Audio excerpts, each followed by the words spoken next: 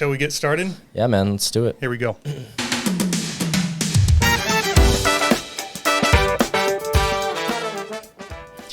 All right, everyone. Welcome to another episode of David's Saturday Night Sit Back. Tonight in the studio with me, I have Dom Francis. Dom and I met at prior guests' event, let's call it for lack of a better term. Tom Barvik was spinning some records. We got to talking. I really liked his energy, and I thought, let's have him on the podcast. He is a rising Austin, Texas-based musician and songwriter, transmitting an authentic and soulful sound in the digital age. He has released 2 EPs, Midnight in a Perfect World and Lodge, and is working on his debut album, which will be out in 2024. You can watch him performing around Austin with his newly formed band this fall. I listened to every song that you do have out there right now. You're not bad. In fact, you're pretty damn good. Welcome to your episode of DSNSB. Hey, thanks for having me, David. Yeah, man, Appreciate thanks it. for It's being good to be here. What were you just talking about right before we hit record? I know. First question I have to ask you. Yeah. Since you are a musician, and this has been a point of hot debate on this podcast, how do you pronounce the word T-O-U-R? Tour. Very good. Why? What answers have you gotten for that one? Well, when me and Tom Tour. recorded, I brought up something, and I said, "Are you excited for your tour?" And he said, "My what?" I said, "Your tour." I always thought there was like a, Yeah. you elongated the O and the U, like a tour, or maybe I'd heard it from like a movie or something. But you are musician number 4, and so far only one has agreed with me. So I'm thinking I was wrong, and the other person, I won't say who it was, who also thought it was tour, is wrong. And maybe it is just tour, a 1-syllable. Yeah, I've always said tour, but I remember that in the podcast because I listened to it and I got a kick out of that. Yeah. Tour. Enough about Are you from Texas? No, I'm from California. Okay. Yeah. So is that a California thing? It could be that too. Yeah. Could just be, like a East Coast versus West Coast type Yeah. of thing. I don't know. Yeah, I'm sure there's got to be a lot of people out there that say tour, right? Yeah. So you for one of your albums or your EPs, what's the difference between an album and an EP? Basically just the number of tracks. An album generally is at least 8 songs, usually 8 to 12, and then an EP is, I think it's 4 songs, but some people I think would consider 3 to be an EP as well, or even 6. So basically it's that midway point between a single and an album. It's like in between those two, and yeah, so I guess that's the only difference. That's the only difference I know of. Maybe there's others, but Are you sure? I think so. You're gonna have to fact check this later. You might have to, because I'm interested as well. I've never thought about differences. Some musician doesn't even know the difference between an album and an EP. I know, it's sad, man. I should know that. Cheers to your Cheers, EP, man. sir. Thank you. What do we think? This is Basil Hayden, Kentucky Straight Bourbon Whiskey. There is three different ones, and I guess this one is the brown version. Yeah, it's really smooth, man. I like it. That's yummy. Yeah. Really, you feel it going down the chest. I do, yeah. I wonder if that's where the phrase comes from, like, this will put a little hair on your chest. Yeah, I think I just got a couple right there after sipping that. I definitely grew some. Yeah. When did you know, first off, if you don't mind me asking, how old are you? 25. You're 25? Yeah. When was was guitar the first instrument you ever played? Yeah, the first instrument I played was guitar, but I actually started to write stuff before I played anything, and basically learned an instrument so I could bring the songs to life, because I had these songs that I would write, and it was basically just like a vocal. But I had ideas too, like musically. I just couldn't play them, so I couldn't articulate it correctly. So I picked up the guitar as a way to bring forth the idea or bring it to life. So how old were you when you were doing this? I started that when I was about 20, so 5 years ago I started to write stuff and sing. Started to sing a little bit before I played guitar, and didn't get any lessons or anything. Just learned my own, I guess. So were they at first almost more like poems, or since you didn't have an instrument yet, or were you like almost journaling or meditating, or were you in fact, you knew this is music, this is a song I'm writing down right now? Yeah, so sometimes it would just be a lyric idea, a concept maybe, or a line. And then sometimes I would get a line, but I would also get a melody with it or some way to sing it. And it started that way, and that was initially how I wrote everything. Like on my first EP, that song "Midnight in a Perfect World," that was just a vocal melody that I had and a lyric. And then I sat on that for like a year or two, and then one day I had the song in my head, like the guitar part, and then I was like, ooh. And by this point, I knew how to play guitar, so I could actually act on it.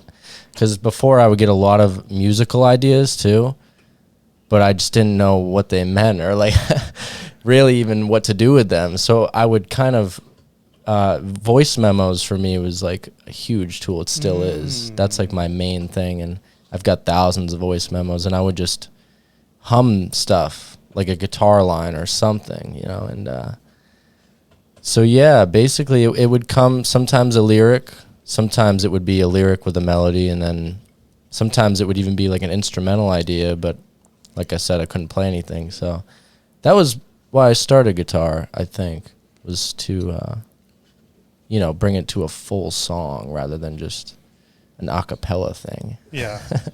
So yeah. So is it literally thousands of voice memos?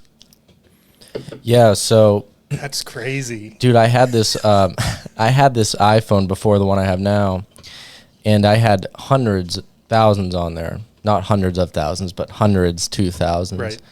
And these were like my first ideas, and then that phone got destroyed, and I lost all that stuff. So then I got my new phone and still have all those the newer ideas, but I was kind of bummed about that. That's more than bummed. Yeah. That's like tragic. Maybe it was good though, because a lot of it was like imitating things that I liked, or maybe not completely original ideas. So getting rid of that was kind of like freeing myself in a way to explore what I wanted to write instead of just things that I like to listen to. Fate was doing you a favor in some ways. Possibly, yeah. But I would pay some money to get those back for sure, just to hear them, not even just to do anything with them, but just to listen to them. When you're writing, is part of your process studying other musicians, or do you try to avoid doing that for the reasons that you just said of like, oh, if I listen to, I'm trying to think of, why am I blanking on a song right now? Like one of my favorites right now is called Fire in the Ocean by Shane Smith and the Saints. You ever heard it by chance? I have not heard it, but I've heard of Shane Smith and the Saints before. So is there a part of you where like, do you listen to other musicians to get ideas, or would you be afraid of like, well then if I listen to Fire in the Ocean and I write this song that's like, I call it, Ocean in the Fire, and it sounds a little bit different, but I don't know, like I'll just admit it and say like I study other podcasts, and when I listen to a podcast today in preparation for this, and I just like to listen to what kind of questions are they asking, or if they get stuck, like how do they sort of pivot, or I don't even really know what I'm listening for. It just puts me in like the perfect headspace to then go podcast myself. But what's your process like if you want to write a piece of music? Yeah, so I think you have to study other artists or whatever you're doing, if it's podcasting or music, because you have to figure out what you like, what's your taste, and you learn a lot about yourself through what you like, and before I played music, I listened to music and I listened to what I liked. So when I started to write things, it was inevitable that stuff was coming out of me, and it was kind of close to what I already listened to, or maybe a bite off of another musician that I admired. And that still happens now, and I accept it now, because I've studied a lot of musicians that I really admire, and like their stories and how they write songs, and most of them take from other musicians, because you're never going to really be completely original. you know, whether unless someone locked you in a cave or something, and right. And you had no human contact at all, and you just had to, and they handed you a guitar for 10 years or something. Maybe you'd be original, but I don't think it's possible to be completely original. I think it's important to study other music, and I still do that because sometimes what I'm writing will get repetitive. So you need to like seek other new things to break out of that. So I think it's important, yeah, and I don't shy away from it. If it makes you feel any better, I think your stuff is very original. Thank you. So when I listen to it, like, I was maybe thinking of I think naturally in my brain, I sort of think like, oh, that's a little bit like Jack Johnson-esque, but I also am not sitting there thinking like, oh, this fucking Jack Johnson imitator. Like, that thought never, from my perspective, I was like, this is your stuff. Like, this is your music, your vibes, and I enjoy it. Like, I'll listen to it some more when I'm in the right headspace for, what genre would you even put yourself in, for at least as far as the 2 EPs go? Like sort of a folksy. Yeah, I guess it's kind of folk rock maybe. It's hard to classify your own music, I think. But that's what I've heard from other people, and I've heard Jack Johnson comparisons even though I've never really listened to him, which is interesting. I always like getting that, like when someone says you're like this musician and you never really heard them or listened to them very much, because you're like, how did I arrive there? Well, I guess maybe it's because whoever Jack Johnson was listening to, I listened to, maybe. I don't know. That's the only way that I could put it, I guess, or think about it. You remind me a little bit of Tom Barvik. Yeah. He's a good songwriter, so I don't mind that comparison. He's good. Yeah. No, you're good as well, though, man. I thought it was good. Appreciate that. I usually don't get on my phone on these because it's distracting, but in this case, you might actually know, what was the song where during the course you would sing a line and then a female would come in and she repeated the words? Oh yeah, that was Alone But You're Here. That's off my recent EP, and that was my sister, by the way, on the back of vocals. You both have very nice voices. Thank you. Yeah, she's been singing much longer than I have. Younger or older sister? Older. How many siblings in your family? I have 5. Well, including me, so there's 5 kids. What's the ages?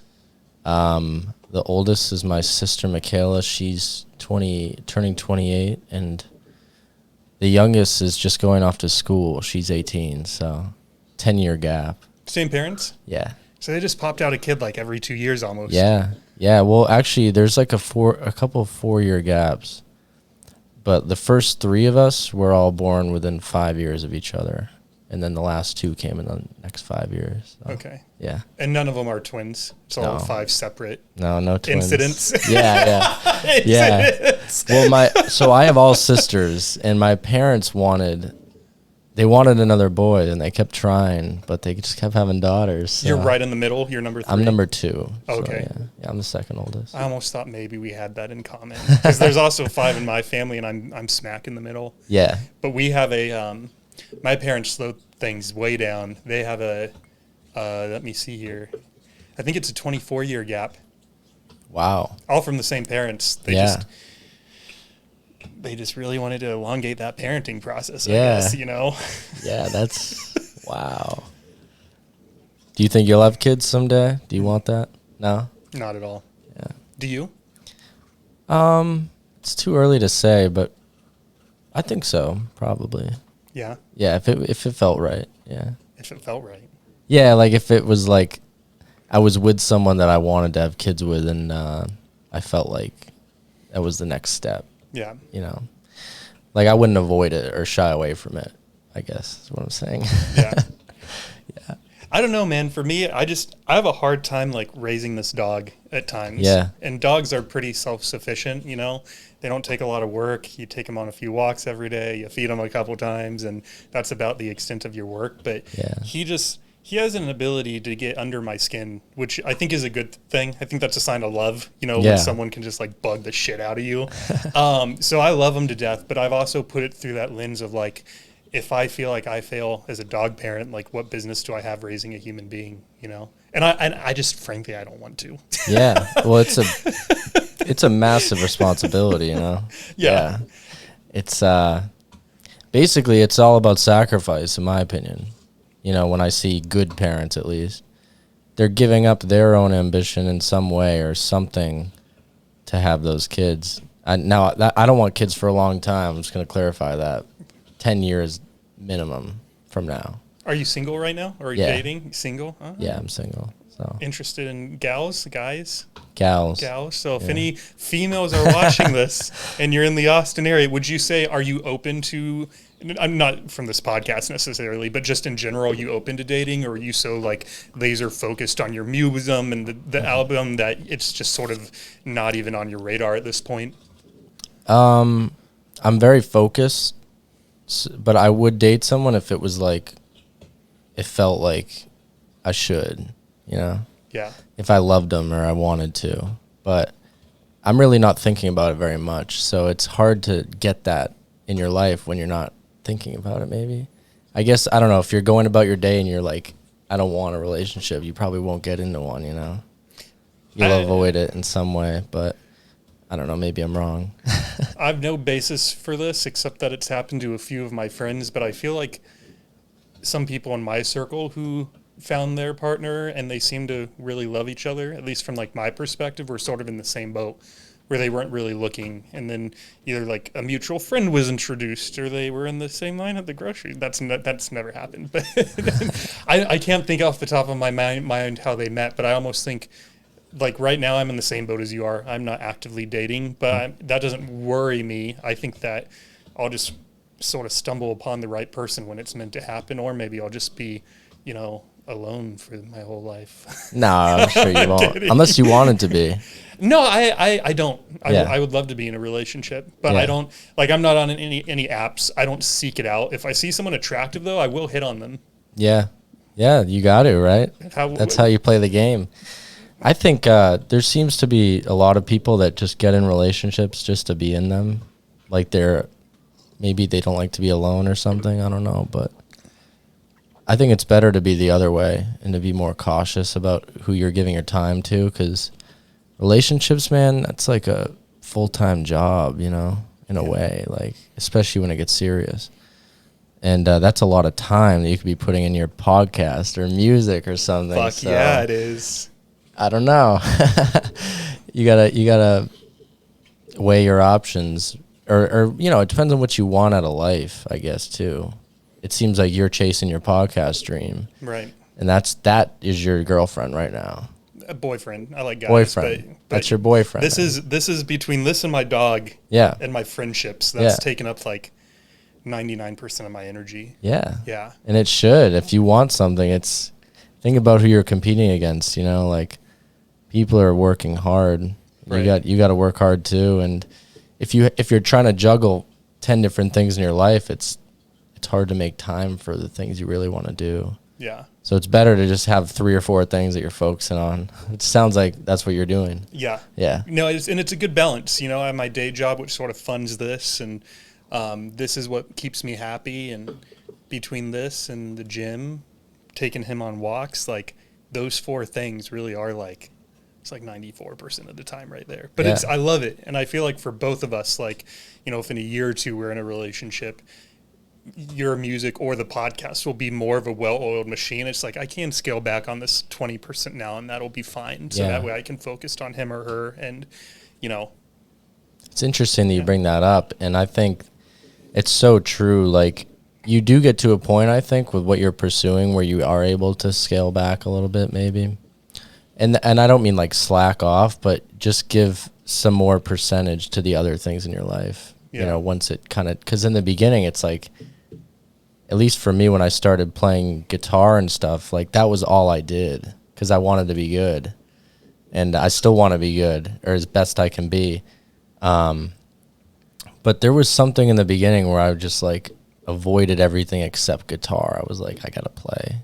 Like, I'm not going to go out tonight. I got to play. Still do that, but now I'm more willing to give myself a life too. Yeah, I guess. Were you doing that because you were just obsessed with it and having fun with it, or were you? Why do you think you were so you were playing so much in the early stages? Yeah, so I started pretty late to the game in terms of a guitar player. Most people start when they're kids, you know. For me, it was like later, but that I also enjoyed it, and I wanted to learn, and I wanted to be good at it. So that was the driving force, was discovery and pushing myself and learn. I learned a lot about myself just from learning how to play guitar, which is strange, but it's true. Yeah. Yeah. What'd you learn about yourself? Basically, I learned, it was the first thing in my life where I really wanted it. You know, I wanted to be a good player, a good musician. And up until that point in my life, I was just kind of floating aimlessly. There wasn't anything that really pulled me in. I tried a lot of things. And like I played sports as a kid, and I like sports still, but once I discovered music, it was like something, like a door had opened for me, or like everything started to make sense in my life at that point, which is strange. It's hard to describe, but I'd say as far as learning guitar, maybe not as much as just writing songs. That's when I learned the most about myself. And also, I wanted to be able to write better songs, which meant that I had to get better at guitar to do that. So that was another force, I guess. Yeah. Motivator. Yeah. What sports did you play growing up? I played baseball. That was like the main one. My dad got me into that, and I enjoyed it. Played soccer, football a little bit. Yeah, a little bit. Those are like the three. Yeah. How far into your did you play through your senior year of high school, or when did you sort of start scaling back on sports? I played soccer up until I graduated, but before that I played football until like 9th grade, and then I was like, we were so bad. Our team was so bad, dude. It was like we were putting in all this work, and we were losing badly.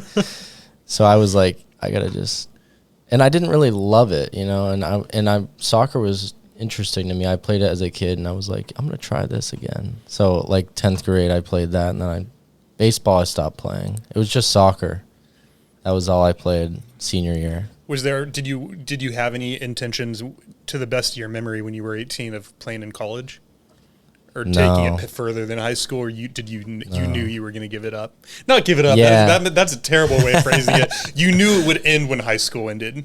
Yeah, I knew it would end. I didn't really have any ambition to play at that level, and you need to be all in. Yeah. To play at college, you know. And was this in Massachusetts? Yeah. What part of Massachusetts were you in? I was like kind of on the Cape, like right at the beginning of the Cape. The town I'm from, no one's gonna know it, but it's next to Bourne, the Bourne Bridge. Okay. Maybe if you've been to Massachusetts, you've probably driven across it, because you need to drive across it to get to Cape Cod. So everyone goes on that bridge. How far from Boston are you? I'm about 45 minutes south of Boston. Oh, so you were close. Yeah, not too far. Yeah. I'm surprised you don't have more of a Boston accent. No, I left it behind. On purpose or on accident? On accident. I don't think you can do that on accident. But did you try to get rid? Like, did you have one? And no, I never really had one. My dad has a thick accent. Can your dad come on the show?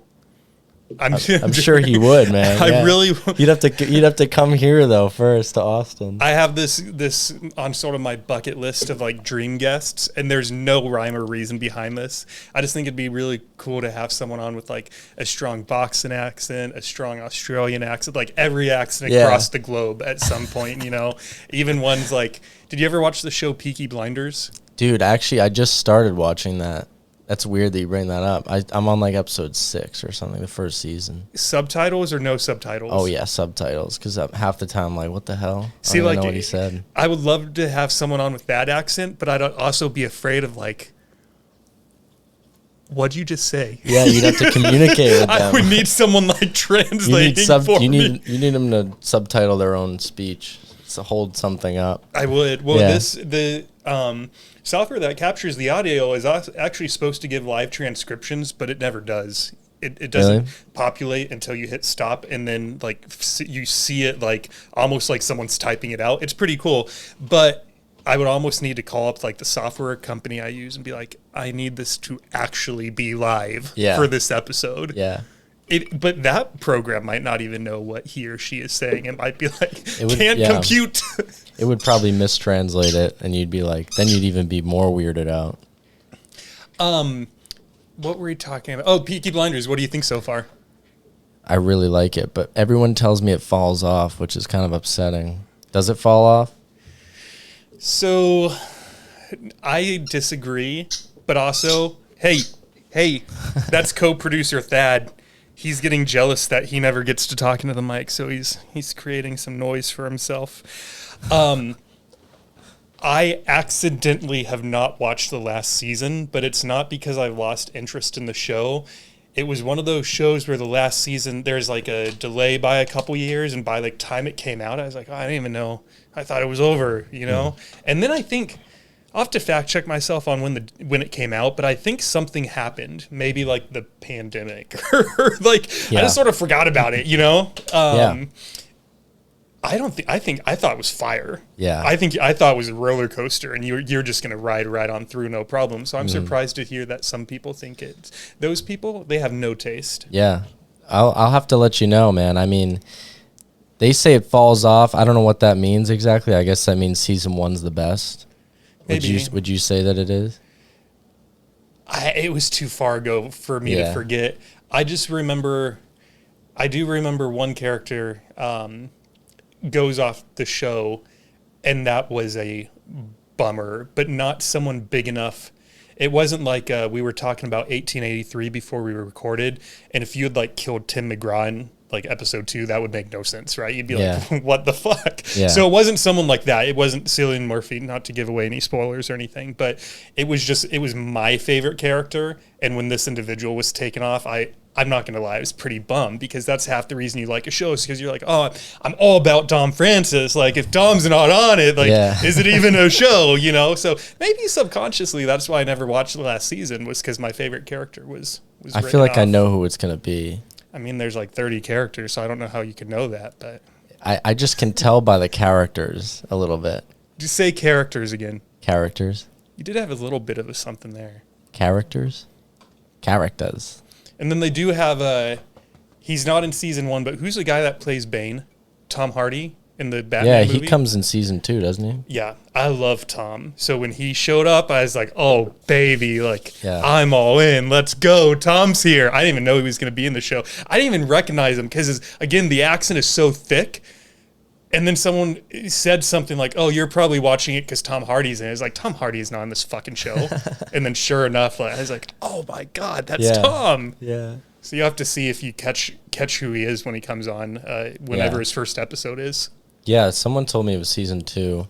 But it's a good show, man. It's so far season 1 really interesting, and Cillian Murphy's amazing as well. Is that how you say it, Killian? Yeah.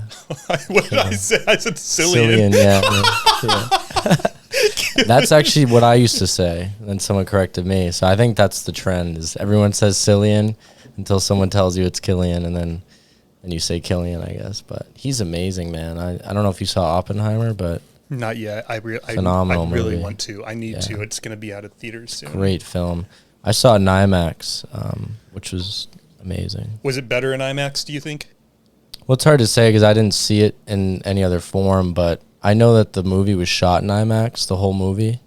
So if you see it in IMAX, you're getting the most realistic form comparative to the way they filmed it, rather than I don't really know how film works in terms of like cameras and stuff, but I think it's sort of like if you see it in the standard movie theater, it'll be like the quality won't be as good or something, maybe. I don't know. Does anyone know? If you know, comment. So I have a coach for the podcast, and he told me, if I even say this right, he was like, we really need to get you recording in 4K because right now you're in 1080p rendering down to 720. And I was like, yeah. What? Because this is the only thing I'm good at. Yeah. Is the talking. the editing and Yeah. the fucking, I think it's shooting in 4K now, which Yeah. is great. I'm very excited for that because I think the YouTube version of any podcast is better than an audio only version. Right.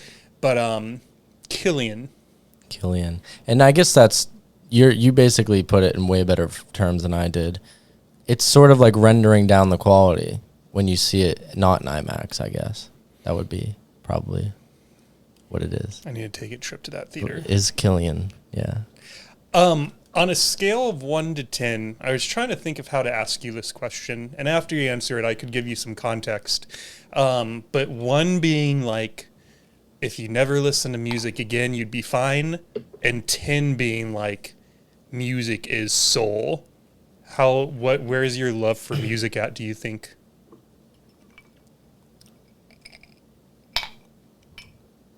It's a good question.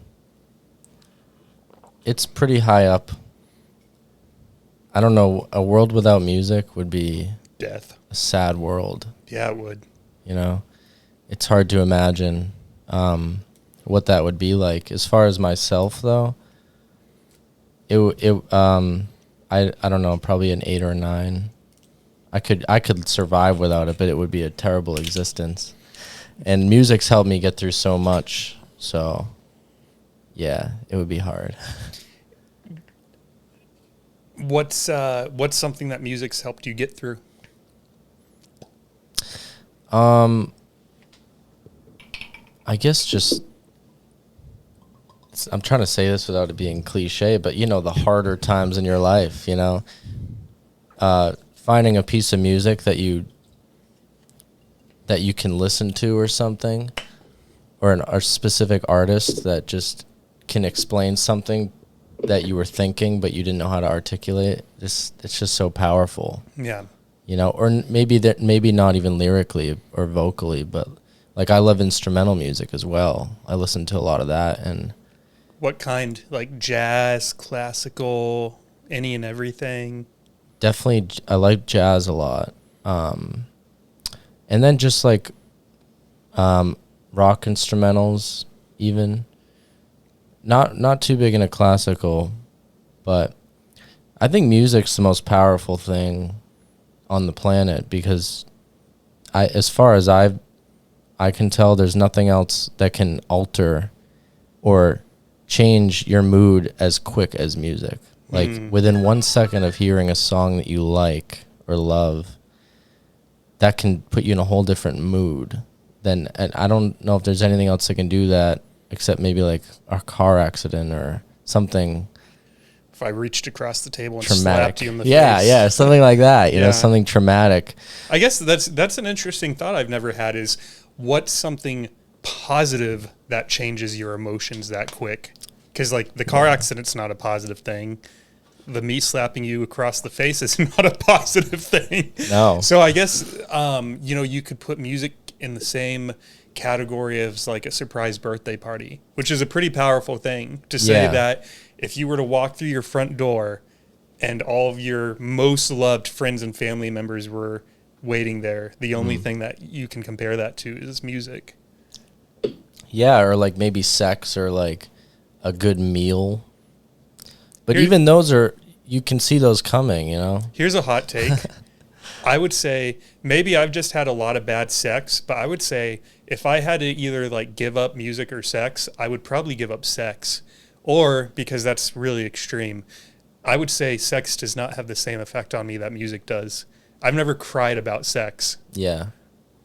But I've had songs where the first or second or third time I hear them, this doesn't happen a lot, but like, it just like gets something, it hits me in my heart. Yeah. And I'll be like driving it off, tears coming down my face. It's true. Yeah, it's so powerful. And a world without it would be sad. And I'd probably agree with you. I think music, like, I would take, if I could never have sex again or never have music again, I would take music. I would pick music. Have you had sex? Huh? I said, have you had sex? No, I've only imagined it. Really? Yeah. You're a virgin? Yeah. For real? No, I'm just kidding. Oh, I was going to say, that's sort of cool. Can we talk about this? No, I'm not. I'm not a virgin. Okay. Yeah, no, yeah, I mean, obviously, unless we get our dicks chopped off, both of us will have sex again. So it's, like I said, it's one of those things you don't really have to actually consider. But if I did have to choose one or the other, I think I'd default pretty quickly to music. Yeah, I mean, especially that music is just, if you compare the amount of time you've spent listening to music and having Hours. sex, it's a big difference. Right. You know? So, Yeah, sex can be very be an quick. interesting poll to do. I guess, like, how many people would choose music over sex? I was gonna say, I feel like LinkedIn is the only social media app that has like a good poll functionality, but this question isn't really a No. great LinkedIn question either. I don't think so. I don't have LinkedIn, so I don't know, but it doesn't seem like the right website for that question.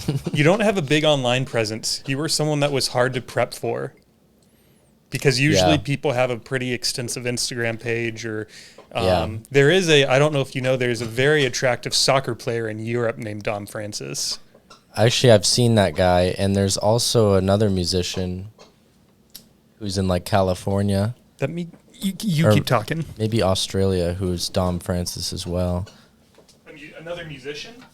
Yeah, yeah, yeah. I think he's from Australia. Not too sure. So hopefully he doesn't get big before I do, because that'll complicate things. But the online presence thing is something I need to do. I need to work on, because I really hate social media. I don't like it very much. Wow, hot takes. Why do you Yeah. hate social media? I just think my life's better without it, you know? Like, I'm more focused, especially creatively. For me, at least, I think I'm the most creative when I'm not on any technology, Yeah. when I'm not watching anything, or I'm, you know, sort of like, I've sort of detached myself from everything else, you know, and it's just me and my thoughts. And speaking of this, one thing that you did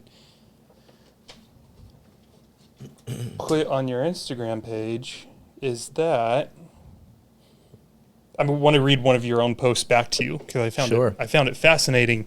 Only 10 days until the release of my second EP, Lodge. The inspiration for these songs came while I was staying at a cabin in Pennsylvania last summer. I lived in isolation with nothing but the sound of nature and my guitar. Each morning I would wake up at sunrise and write until I had a song. It was extremely freeing. Yeah. So that in and of itself, I was thinking about it, and well, first off, let me ask you this. How many days were you there? Do you remember? Yeah, it was about 2 weeks I was there. 2 weeks? Yeah, it was nice. Did yeah. you interact with anyone, even if it was just like a grocery store clerk or something I like did. that? Yeah, I had to go get food at some point. Right. But no, it was pretty isolated. I even like locked my phone away for a while. Why did you want to do this? I love it, first off. Yeah, I mean, I guess it kind of leads back to what I said a couple minutes ago with I just think when you remove everything else from your life and it's just you and there's no distractions, things can flow through you, and you're much more aware of ideas, you know, because our lives, at least modern like society in America, it's so fast paced. Mm-hmm. There's so much going on. Even if you get an idea in your head, it's like you might have it for a second and then something grabs your attention. So I think isolating yourself, like for anyone who's trying to create a piece of art or anything, you know, or even just connect with who they are, you have to get away from everything else, and you have to just be there with yourself, and everything's a lot more clear.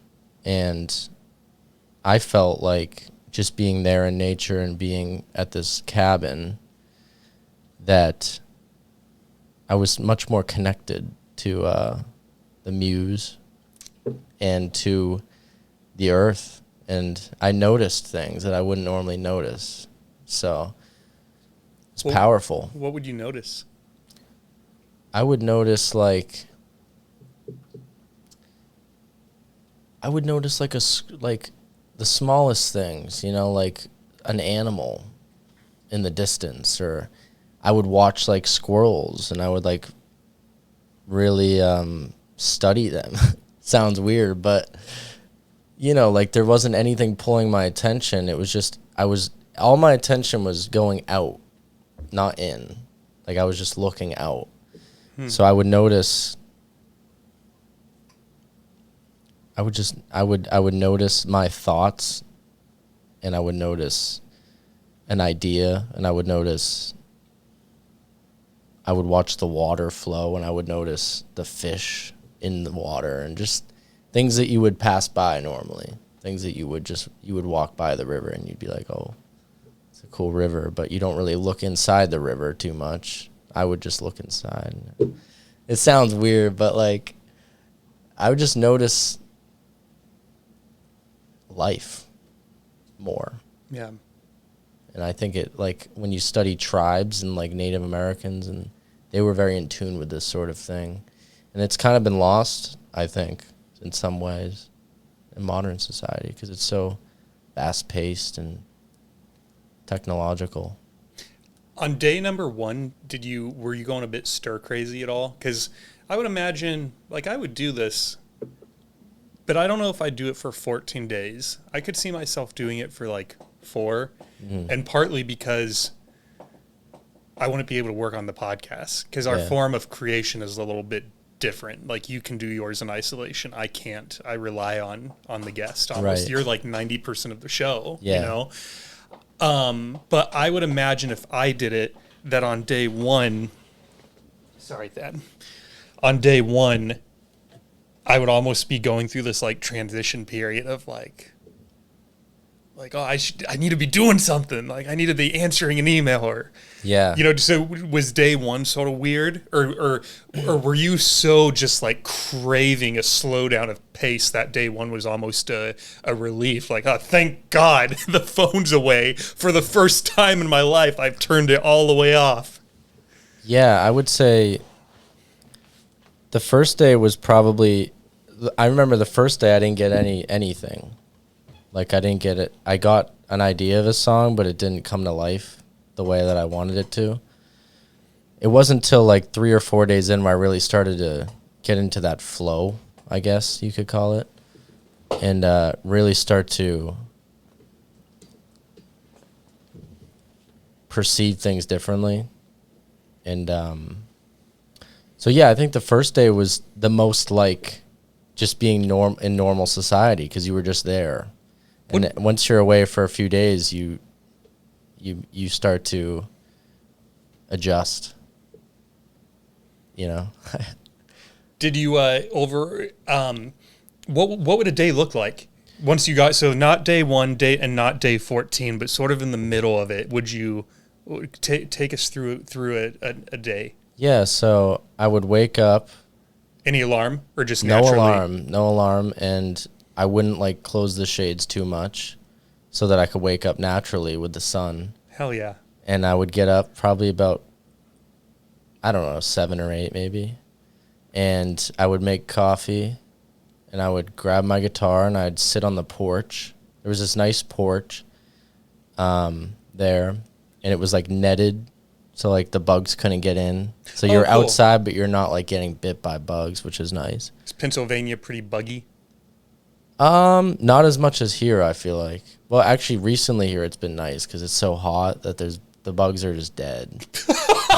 Not the cicadas. The cicadas are alive and well. They don't bother you, though. You don't even know they're there if it wasn't for the little sound they make. Yeah. I guess it's kind of buggy, but it's not the worst place I've been with bugs. But so I'd wake up, I'd drink coffee, and I'd sit there with my guitar, and I would just try and not think about like writing a song. I would just try and like, it was almost like meditation in a way. Like I was just trying to exist. You know, I didn't have a goal of like, I did have a goal deep down. Like I wanted to write some songs and connect with the earth, but you have to forget about your goal sometimes to get there, because you'll be thinking too much about your goal and not enough about what you have to do to get there. So wake up, sit there with my guitar for a couple hours till I get an idea that seemed like a song, and I would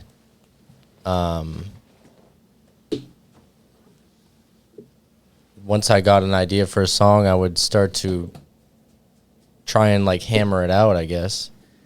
That's how I always think of songs. Like you get this, it's like sculpting in a way. Like you get this big piece of rock and you have to like chip away at it until it's like an actual thing. Like a you get statue. like a. So what's the big thing look like? Where you get like a theme or a phrase, like. Yeah, it could be a theme or a phrase. For me, it's usually a musical idea or a progression of some kind, and then I'll just like mumble stuff, like a melody. And the melody, if the melody's good, then I'll keep going, and the chords are good, and then sometimes something will just come out of my mouth that'll like stick, and I'll be like, okay, that's what this is about, and I'll build the lyrics around that idea. But that's kind of how songs are. You get this big, you have to condense the idea down into a song, because at first it's just there's no direction in it, it's just like this thing, but like you couldn't record it at that point. It wouldn't be good enough, so you have to like, it's sort of like revising, like writers, how they do multiple drafts. It's kind of like that. So I would do that, and then I would eat something normally. Like once I was done with the song, or I like had the blueprint for the song, like the bones for it. Mm-hmm. And then there was this nice canoe that was on the property, and I would take that out, and I would drink in the pond, like in the river, like wine or something. Sure. Or beer. And I would just sit there, think. Sometimes I'd listen to music, enjoy myself, really enjoy the river. And then I would come back in and I would play more. At this point, usually I wasn't writing anything. I was just playing. It was more so like just playing, not trying to really write anything. And then I would read. I'd read a lot. Poetry, books. I like to read because I think that's how you get a lot of ideas. And I'd go to sleep at like 9 or 10, and then I'd do it the next day. But not every day was the same, Like, that's something I'm not good at having the same day. My days are usually different, mostly. So it would vary, but that was like a general day, I guess. Just writing and enjoying life and trying to get some good ideas. And that was the whole project of Lodge. Was I was out on this cabin, which was a lodge. That's why I called it Lodge, because I wrote it in this lodge. And I wrote about 12 songs the whole time, but some of them weren't complete enough, or they weren't good enough, or I didn't think that they would work well on the project, so I just left them off. And I took those 4 and recorded them. So you technically could have done an album. Technically, yeah. Assuming we're correct, which I'll fact check for us, the difference between those two. Yeah. So those 8 that didn't make the cut, is it, you said they were too,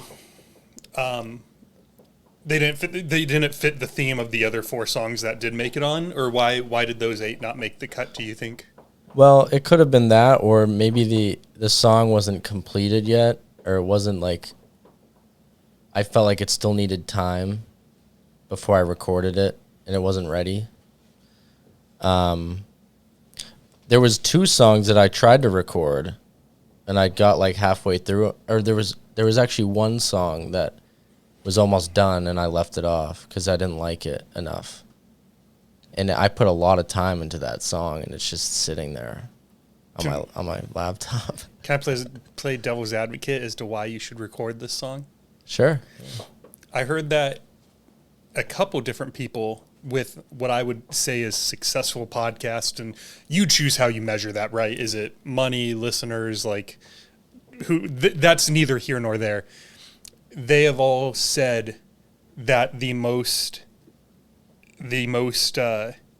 was always the unexpected clips on like social media or the unexpected episode of like, so far I'm loving this conversation. Let me just preface it with that. Yeah. But let's say you left here tonight and I was like, man, that was all right. Maybe I shouldn't publish Dom's episode. But no, it was good enough. I'll go ahead and publish it, because then I also have to tell him like, why are we not? You know, like, the system crashed or whatever the fucking thing is. Yeah. It was always like those episodes that unexpectedly had like, if most episodes got 1,000 listens, Dom's, who I thought was not great, ended up getting 20,000. It's like, what the fuck? You know, and so that's why I try to,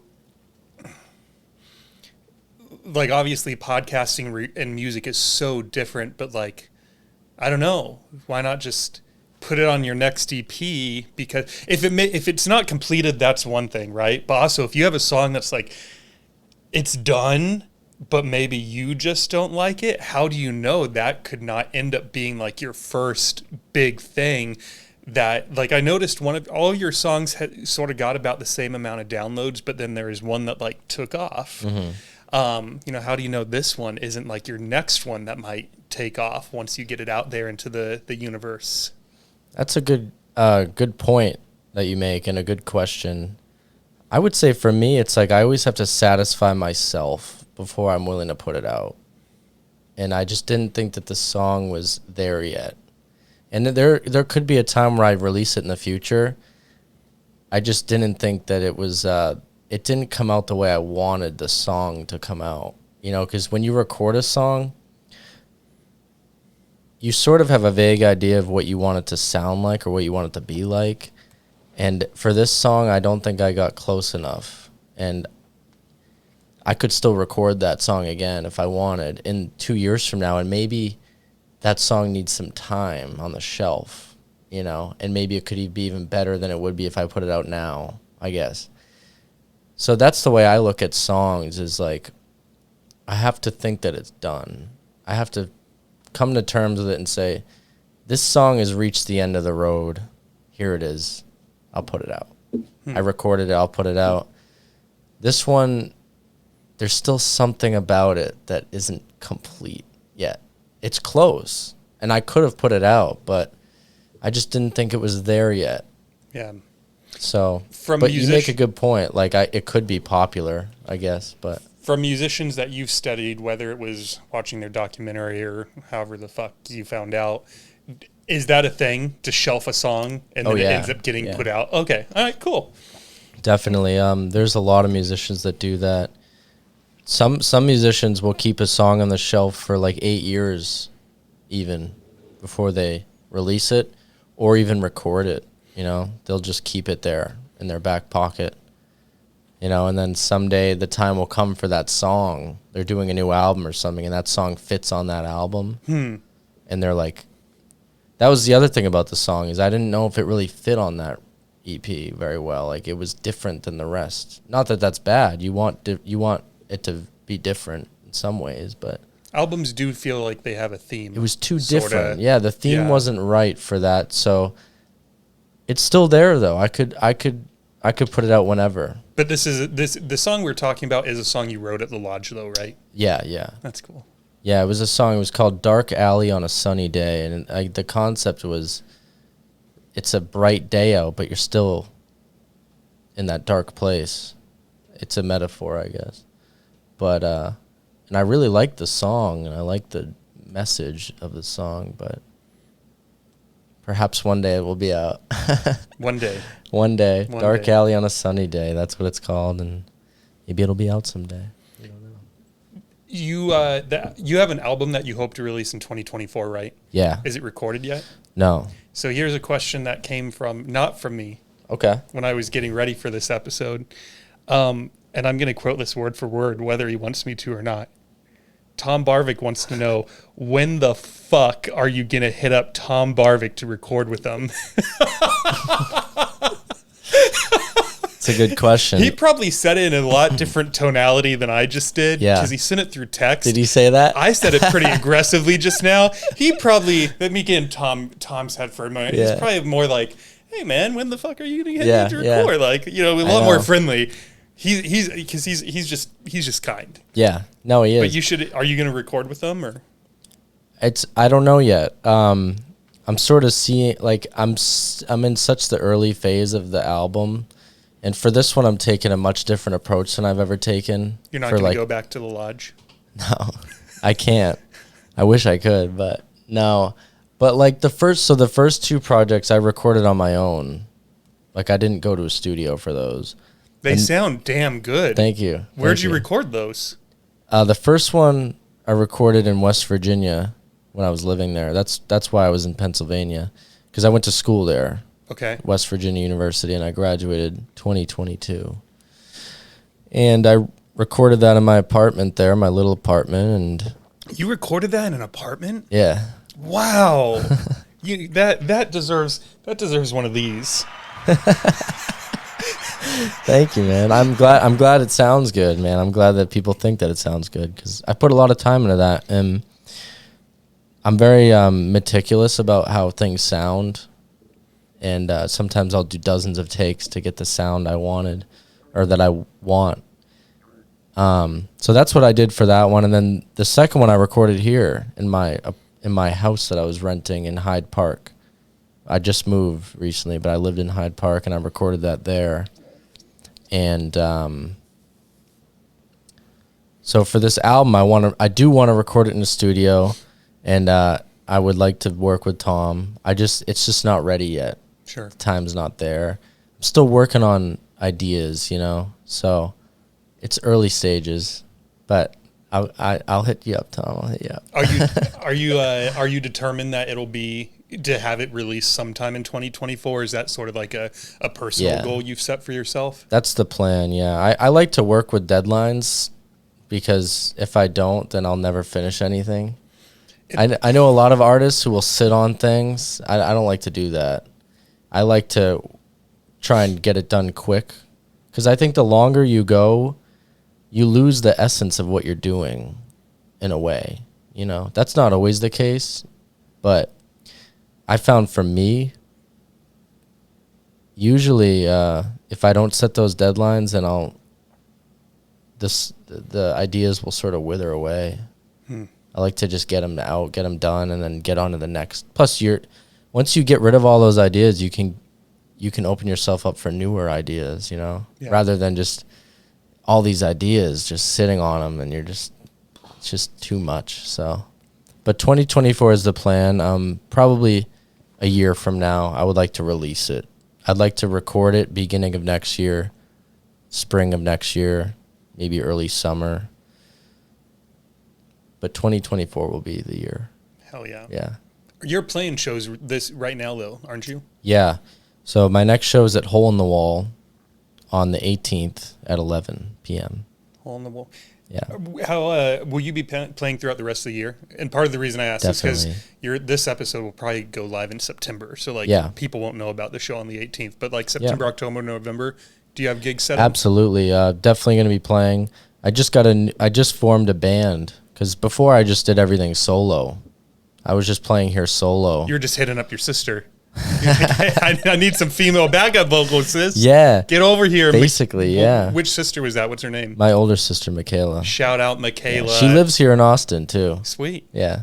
But I just formed this band, so that's a new thing. And you want to take a sip of your drink? I keep throwing questions at you. Yeah, man, of course. I saw you pick it up and set it down a couple times. Really? Did I do that?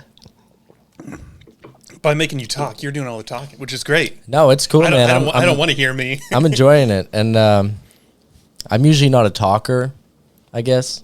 I'm kind of a quiet person. At least that's what people say, but I could talk about music all day, Yeah. I love it. So I was hoping this came up, though, because when you and me met, I was sort of poking fun at you a little bit. Yeah. Not poking fun at you, but can you please, since the audience was not there for that conversation, how did you form this band?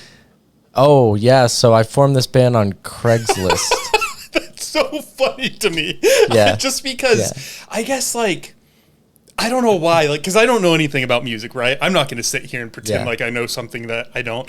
But, I'll have to ask, there's one other guest we've recorded already, but I'll have to ask her where she found her band members. But to me, like, here's why it tickles me a little bit.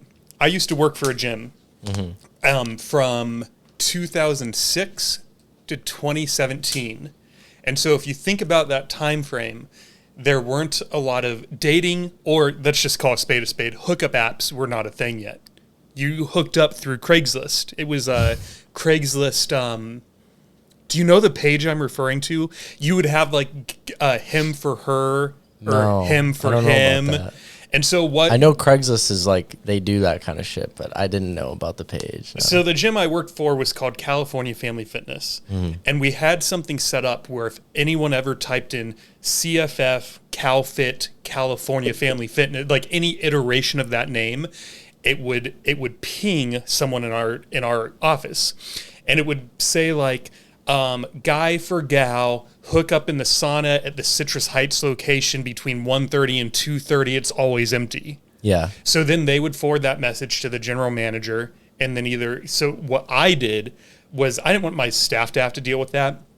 And people always is like really good is a good way to play mayor for the members to see you like mop in the bathroom. Yeah. So what I would do is I would just grab some cleaning supplies and I would head off to the sauna at whatever the designated time was, and I would just get to cleaning. And sure enough, you'd see like a guy turn the corner to the sauna hallway with like no gym bag and his day clothes on, and he'd see you and like get really awkward, like put his hands in his pocket, start whistling like doo doo, and then you'd leave. And then like a couple minutes later, you'd see the lady show up in like her dated clothes again, like no gym bag, and she'd see me and and I never said anything. My purpose was I didn't want to catch them in the act.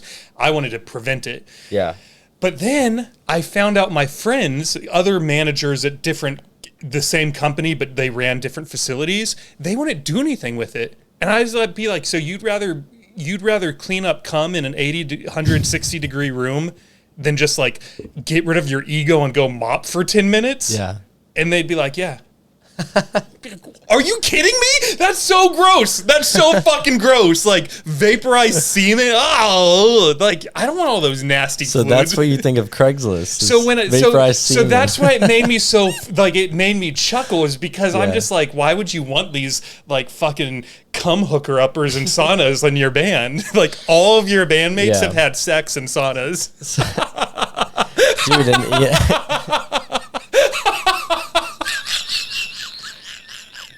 Are you like getting mental images of them all? Like, I'm sorry. I'm not sorry. No, I have no apologies. No, and that's like that's what people think about Craigslist. Like, it's sketchy. It's a sketchy site, but I like that. Because the kind of people that are on Craigslist are the people I want to meet. Maybe not like the hookers, but they're like, I don't know. They think differently, I guess. Craigslist users, like, you could probably get 10 people in a room and guess who uses Craigslist, maybe. But also, I did vet like the people I'm with. Like, I got to know them a little bit before I invited them to play. So, but it's worked out. So I mean, I guess that at the end of the day, like, regardless of what they do in their personal life, as long as they're talented, on time, dependable, like all those things that you would look for in a someone to be in your band. Yeah. Then who cares if you're fucking in saunas? Like, hey man, yeah, I don't judge anyone. If you're fucking in saunas, as long as you can play and you show up, that's fine. Right. So any of my new band members, if you're fucking in saunas, that's okay with me. Just keep showing up. Dom approves. No, I'm not here to judge, but I don't judge. Craigslist is it's a weird site, man. It is. I know it is, but I still love it. So why Craigslist? Because I'm assuming at this point there's got to be some app where it's like, if you're a band member looking for a band, make a profile, almost like dating apps, right? Yeah. But why'd you go the Craigslist route? I Just don't know, because man. you like the people on there? You said? I've had good experiences with Craigslist. So who'd you find? Are these singers? Are these drummers? Guitar So players? I got my drummer, bass player, and keyboard player on Craigslist. Fuck yeah. Yeah. And we've gotten together enough now where we know each other pretty well, and they're good guys.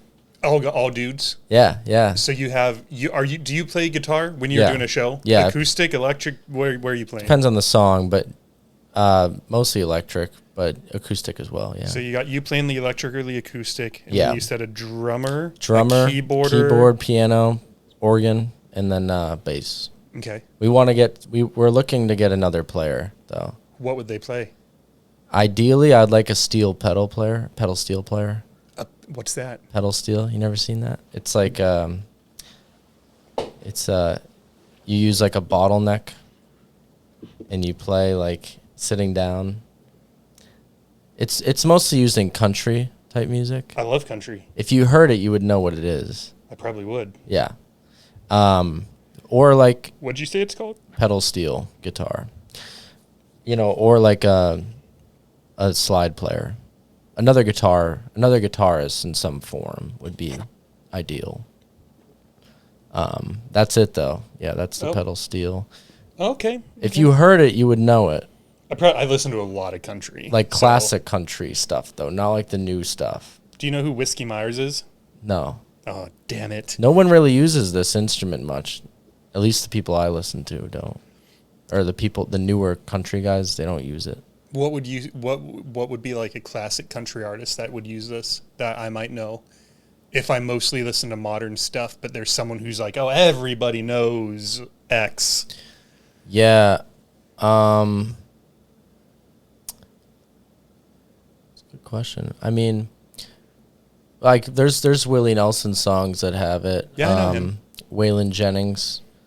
I don't know do you know Charlie Crockett? He's a newer guy. He's from Austin, but he uses it a lot. And so, are you on Craigslist looking for this person right now? yeah, but they're hard to come by Why? because it's such a specialized instrument and they're learn it. expensive. Yeah, Can I be on your band? yeah, yeah. That was so easy. As long as I can be the co-host on the podcast. Okay. You'd want to interview Actually, no, I don't want to take Dad's place. I'll be the assistant. Thad, I call him co-producer with Thad as a joke, but Let me be your Jamie. Pull that up, Dom. All right. dude, so it's really funny you bring that up because when the podcast starts making enough money to, I don't need it for me. I want to hire my Jamie. Yeah. I can't wait. Well, I hope I'm at the top of the list since you're going to be in my band. I got to be, right? But would I be taking you away from your musical aspirations? Yeah. But I'd still do it for you. Okay. It's money, so it could be like funding. I'll do it for free. All I require is a glass of whiskey. And as you can tell, I got you good stuff. This is some good stuff. This one was $8.99. That was $16.99. $8.99? I'm totally kidding. $899? Exactly. Yes. What do you think of this one now that we're a couple sips in? It's a little watered down. I should have got us fresh cubes, but it's all good. It's nice, man. Both of them are really nice, and this is an Austin one, huh? I gotta say, I'm leaning more this one, but they're both really good. I drink either one, which I am, but I normally would anyways. So just as a quick reference, in case anyone's watching, who watched House of Cards, did you watch that show? I did, yeah. Do you recognize this name? I still don't, no. So there's an episode where I think it's in season 3, 4, or 5, but Doug Stamper is thinking about drinking. And he goes to a bar, and he's not. I think he's been there for a while because the bartender says something like, "Are you ready yet?" And he says, "Basil Hayden neat." And the bartender's like, "Come on, man, the best we got here is Bullet." And so I've always wanted to try it because I love House of Cards. Yeah. I love Doug Stamper as a character. Me too. But I also don't spend. When I drink by myself, I'm pretty cheap. I'll just get some I don't know what I get. But yeah, then I know what you get. You get Fireball. Ew, no, boo. You said cheap. Fireball's disgusting, though. Yeah, it is. Not cheap. It reminds me of high school. But this is something I would want to drink with someone. Yeah. Here's the thing that's interesting about this podcast is I thought it was going to be sort of like Joe Rogan-y in the sense that we'll be drinking every episode. But when you're interviewing a lot of fitness, They don't wanna business, and drink. culture people. A lot of them are either like sober or they rarely drink or they only drink weed. You can't drink weed. They drink weed. They only smoke weed. But I mean, at the end of the day, it's fine. I don't give a fuck if we drink or not. But when you said you were down to drink some whiskey, I was very excited because I was like, whiskey's my go-to. Yeah. And in 33 guests, I've only drank with 5 or 6. Yeah, I'm honored So to I have was- your basil with you. I love whiskey, man. I do too. I'm an It's Irishman, good. so I gotta have it. You know, You're a Baltimore man. Baltimoreman. A Baltimoreman. What's that? A Mormon that grew up in Baltimore. That's me, huh? So I did want to cover this though. Should I get us some fresh ice? Sounds good to Do me. you want to keep just drinking it on the rocks, or do you want to? What do you think? I want to do what makes you happy. I'm open. Why? What were you thinking? Let's do one mix. Let's do it. and see if we like it. Yeah, I'm down. While I cook that up, Sure. could you talk to us about you were born in Massachusetts? Yeah. Yep. Born in Mass. Why'd you and then there was obviously something in the middle because you mentioned West Virginia. Yeah. Before Why'd that, you- I lived in El Paso though for a little bit. Where's El Paso? It's in Texas. Just so y'all don't think I'm an idiot. I've only been here 8 months. You've never heard of El Paso? I'd fail geography. You know that song? Out in the West Texas town of El Paso, I fell in love with a Mexican girl. Marty Robbins? That's a classic. I don't know who Marty Robbins is. You ever watch Breaking Bad? Yes, Yeah? twice. You remember when Hank Schrader goes to El Paso and that turtle gets blown up? Of course. That's Texas. Do they play that song in that scene Oh or yeah. that episode? They play that song in Breaking Bad. Yep. Yep. So I have heard the song. Oh, yeah. Shame on You've definitely heard the song. slap my wrist. El Paso, it's in Texas, but it's the most western part of Texas. It's right on the end. And it's strange because El Paso is actually in a different time zone than the rest of Texas. That's not true. Oh, it is. I believe you. I didn't even know Yep. where it was, so I can't talk about it. Yeah, we're in mountain time, right? Is that We're we're in? central. Okay, they're in mountain time, which I think is an hour ahead. They're an hour ahead of us. No, actually, no, they're an hour behind because California's 3 hours behind, or 2 hours behind. Two. El Paso's 1 behind. And, yeah. It's about 8 hours away, but it's still in Texas. Dude, when I drove here from California, Texas is so big Drove because here I from think California? You didn't go through El Paso? I probably did, but I was listening to podcasts.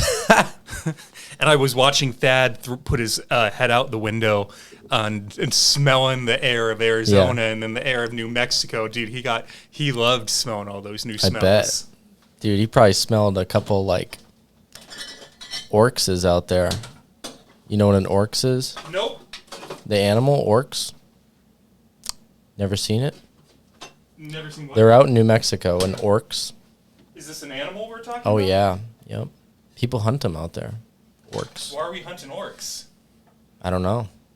Why do we hunt anything? Food and fun, I feel like. Yeah. Definitely that's why, yeah. The thrill and to fill our bellies. What the fuck? But yeah, an orcs is like this strange animal that I'm pretty sure was brought over here from Africa, maybe. I don't think it's native. Could be though. So what got you, why Austin? Why are you here? Well, when I graduated, I almost moved to Pittsburgh, really. I was like really considering it, highly considering it. I thought that was going to be my move. And it just didn't pan out. Just didn't pan out. So my sister lived here, and I'd visited. I liked it, and I love music, and I want to be a musician. Well, I am a musician, but I want to make it my living. And so it seemed like the right fit for me. And I didn't want to be in the cold anymore as well. So I considered Nashville for a while, but chose Austin over Nashville. Is Austin a big musician scene? Oh, yeah. I'm not going to lie to you. Music scene? I guess music scene would have been. Oh, obviously.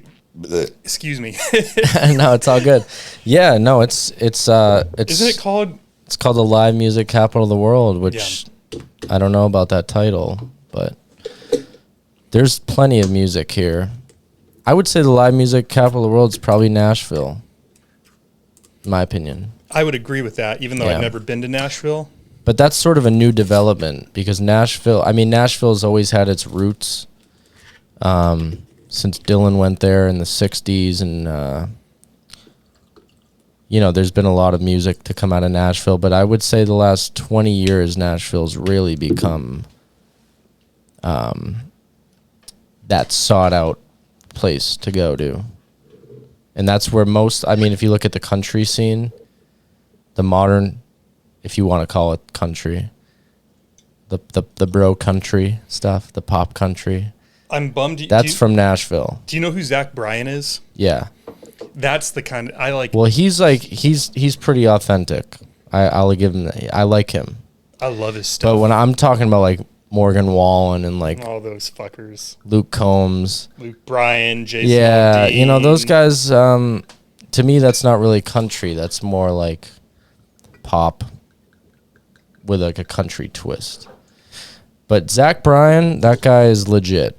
I like Zach Bryan, and it's refreshing to see that he's doing well, because that means that there's room for other authentic musicians to make a good living, We were talking about Yellowstone a little bit before we started recording, and I wonder what impact him being featured in that show. I know who he is because of Yellowstone. Yeah. And I wonder how, maybe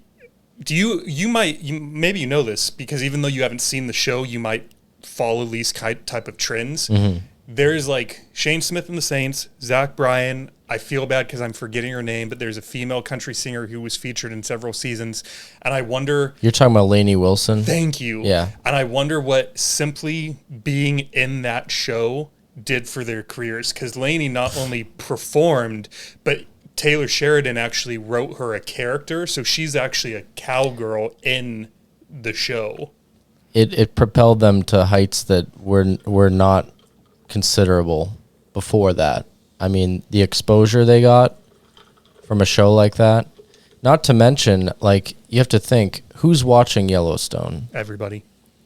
But mostly, what's the demographic? People that probably like country music,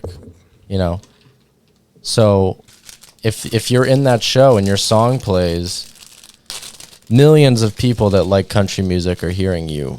And so, yeah. It definitely helped them a ton. And that's something I've thought about a lot. Thank you. Cheers. I wouldn't call that selling out. Cheers. What do we think? It's very good. Excellent. You're pretty good, man, at making drinks. I We had them on the rocks, but this is good. Excellent. All Yeah. right, good. But I was talking about selling out. Selling out to me would be you put your song in a Chevy commercial or some shit, I would think, being the reputation Yellowstone has got, it's like an honor. Yeah, What would be another sellout move? Commercials or what else? another sellout move would be. I think to me a sellout move is it's a personal thing, but we can look at it and say that was a sellout. But it's selling your music and you don't care what they're using it for. If you like Yellowstone and you like what the show stands for and you put your song in it or you allow them to, that's not selling out. Selling out is basically using your music as a hooker or a prostitute to make you money. You're selling your songs for money. That to me is selling out. Using your songs for a cause that you don't even care for or that you're not invested in, It's one thing to put it in a movie or a show that you like, but to put it in a car commercial. Right. Come on. It to me, it totally degrades the music, because the music, when you create it, you create it with this passion and with this feeling, and to sell it to like a car company would just be such a misrepresentation of what you created that it's baffling that the only people that do it are people that care more about money than their art, Right. which unfortunately is a large percentage of modern musicians. What's interesting about that too is that I have never I try not to say never. I'm trying to think back before we had streaming services, if there is ever a time that I heard a song and then went and listened to the band from a car commercial. I've heard a song and been like, oh, that's cool. Like Dom sold one of his songs to Chevy. Yeah. Like good for him. Yeah. But I did not then convert to be a listener. Right. Whereas with Whiskey Myers and Zach Bryan, I had never heard of them, but I loved Yellowstone so much that I would be Spotifying. That's not the app. Shazam. Spotify. Jesus. 2 drinks and I'm just... I was sort of... Spotify is music, so I wasn't completely off. Thank you. I was Shazamming these people because I really like the song and I fucking love Yellowstone. And now I'm going to a Whiskey Myers concert in 2 months because I'm a fucking diehard fan. And I know that when I go to that concert, this is going to sound weird, but like I'll be thinking of like scenes from that show and like it's going to be such a weird, fun, awesome experience that I can't wait for. Yeah, and that's to me that's great because it brought you to this artist and they also like the show. It seems like they do. And you connect over that. And Yellow, like a show to me or a movie is different than a commercial, you know? Well, it's when I was thinking when you were talking about music an hour ago and about how it wasn't the music versus sex. It was like 5 minutes before that. But I was going to say movies and TV is like another form of art that's similar to music. Not all consistently. Like I watched a really bad shark movie last night, but it's because I like corny shark movies. Yeah. So for me, it was perfect. Yeah. But yeah, movies and shows are another one of those mediums of like, I think I love Yellowstone because there's different scenes with different characters where I'm like, holy fuck, they just set on TV what I've only ever thought in my mind. Yeah. And it just pulls you in. And Dude, music does that too. It's true, man. I love TV. I love shows. Like a good show, it's amazing. You know, it's makes you feel something different. And music, it is similar, you know, and if you talk to someone who directs shows or movies, their process is similar to a musician's when they're creating it. It's very, most of the time it's very like otherworldly, you know, or like they're connecting with something different than the normal world. And it's such a new art form, which is so cool to me. Like film, I love film, and it's really so recent in our history, you know, like a film. It's 100 years old. Yeah. The early films, which were black and white. And so like there's a lot of room for film to grow in TV as well. It's cool, man. I love TV. I love a good show. And when I say TV, I don't mean like some bullshit like flipping through the channels, like a good show that's like well put together. I like that shit. What was the most well put together show that you watched? Breaking Bad for sure is number one. To me that show, you could put Better Call Saul in there. Those two are just flawless. Did you watch Better Call Saul? Yeah. I haven't watched it yet. I'm afraid. You should watch it. I think spin-off shows are usually bad. They usually are, but these guys are next level. They did it? Oh. Well, all right, so it's a spin-off, but it's a prequel, which is interesting. So they took Breaking Bad, they finished Breaking Bad, and then they made a spin-off, which took place before Breaking Bad. So you get to see it, and it follows Saul Goodman. He's like the main character. And I love him in Breaking Bad. He's so good. Like, his character's so funny. He's awesome. Yeah. He's epic. Yeah, he deserved a spinoff. And so they made a show about him and, like, showed you how he became Saul Goodman. And also showed like the cartel side of it, like Gus, how Gus rose to his level. Is Gus in that show? Yeah. Oh, he's one of the main characters. So the main characters are Saul, Gus, and like Mike. You remember Mike? Of course. Yeah. Yeah. And then there's another main character who's not in Breaking Bad, which is Kim Wexler. Okay. Yeah. She's in like a romantic relationship with Saul, and his brother's in it too, who's not in Breaking Bad. His brother in the show? Yeah. Okay. Yeah. Who's like a big time lawyer. So you get to see like, and it leads right up to Breaking Bad. And you know what's so cool about the show is they show you what happens to Saul. You know how Breaking Bad, you don't know what happens to Saul? So if memory serves me right, because you're probably better at this, you'll probably remember better than I do. Saul and Walt are at the vacuum cleaner's basement. Right.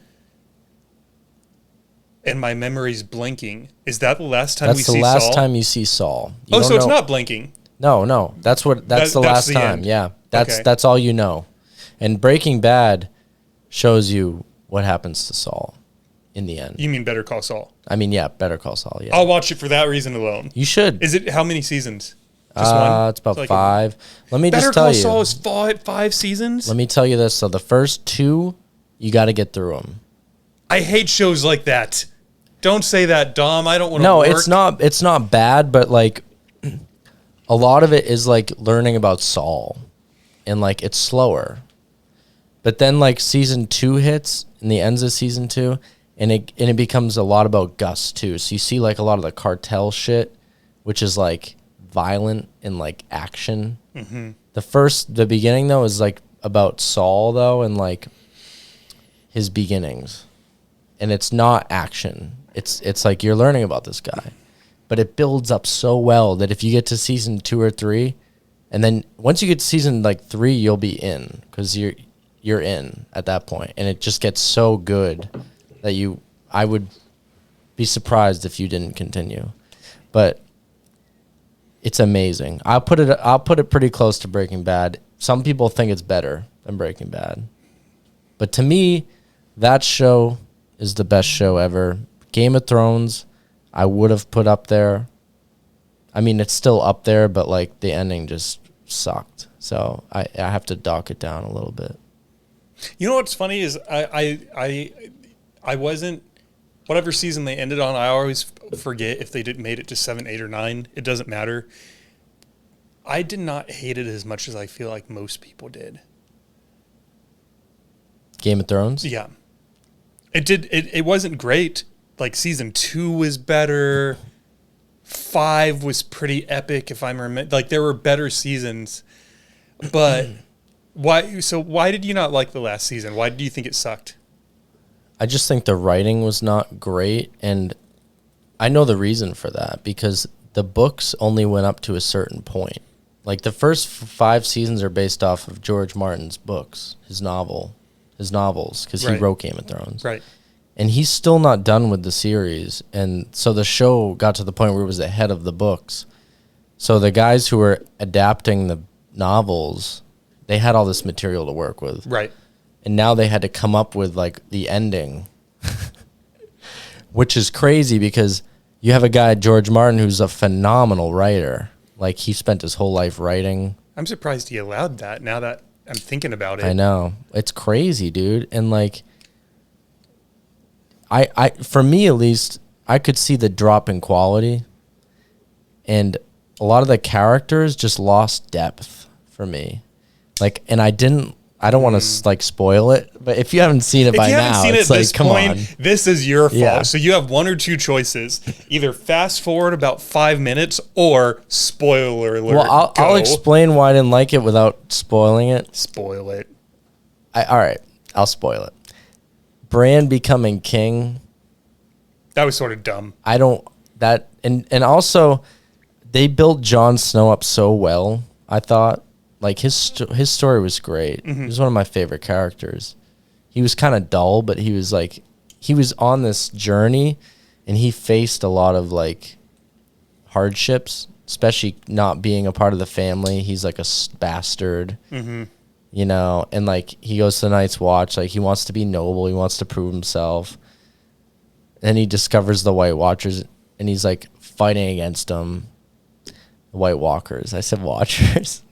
But anyways, and then at the end they just like send him back to the wall. I'm like, and there's no more White Walkers. They're dead. And they send him back to the wall. I didn't like that. I could be wrong, but didn't he go back to essentially be a wildling? Even though they're not really wildlings anymore, I guess now we just call them like the people of the North. So what they did was, so since he killed Daenerys, which is a big spoiler, so if you haven't seen the show, that's a big one. Yeah, all right. That's probably the biggest.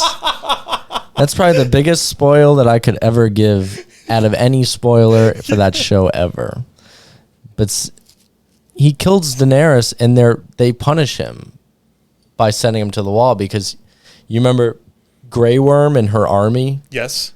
They were like, we need to do something with Jon Snow. Yep. And they're like, okay, we'll send him to the wall. And they're like, okay, send him to the wall. We'll accept the wall doesn't really need which by the way isn't even up anymore. I didn't even think about that. And also Tyrion was such a good character. So good. And then at the end he just like fizzles away and he's like nothing. Because of how he betrayed Dany?